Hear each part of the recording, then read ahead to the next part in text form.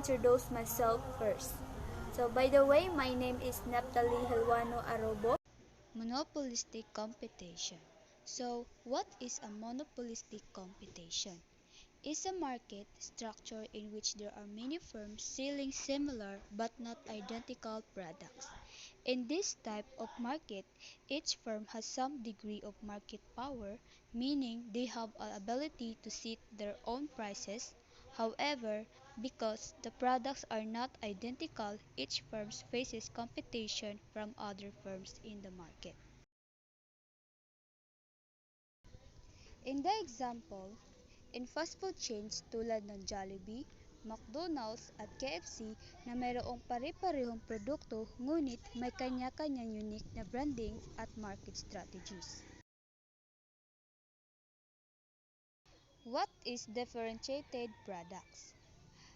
Refers to goods or service that have unique features or qualities that set them apart from similar products offered by competitors, like a branding, packaging, quality, design, or additional service, which make the product different and more attractive to consumers.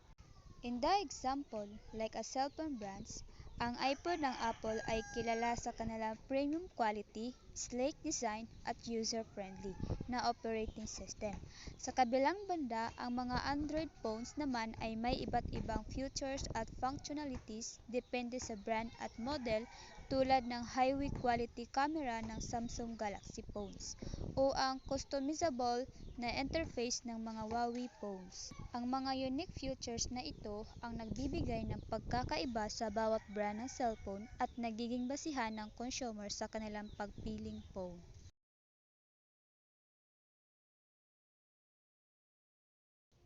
Perceived demand for a monopolistic competitor. So, ibig sabihin ay isang pagkaroon ng kontrol o impluwensya sa merkado dahil sa kanilang mga produktong mayroong mga unique na features o pagkakaiba. Then, ito ay nagreresulta ng bawat brand sa kanilang particular na market segment na nagiging basihan ng kanilang perceived demand o tinatayang demand mula sa kanilang mga consumers. So, in this graph is a different firm market. Perfect competitor, monopoly, and monopolistic competitor.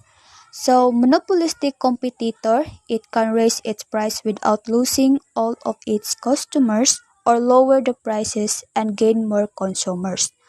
However, when a monopolistic competitor raises its price, some consumers will choose not to purchase the product at all.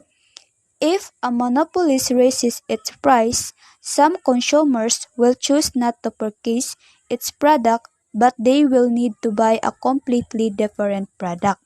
Then perfect competitor, it is a firm faces is perfectly elastic.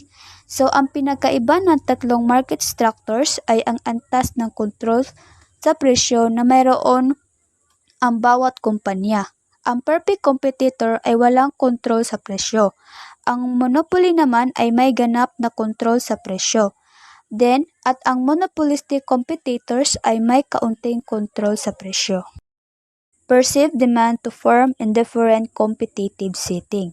The demand curve that perfectly competitive firm faces is perfectly elastic, meaning it can sell all output it wishes at the prevailing market price.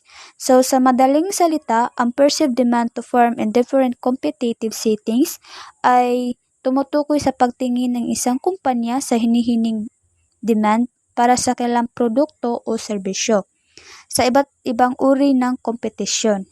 Then, ito ay ang kanilang pag-unawa sa kung gaano karaming tao o kumpanya ang naghahanap o nais ng kanilang produkto o serbisyo sa iba't ibang sitwasyon ng kompetisyon.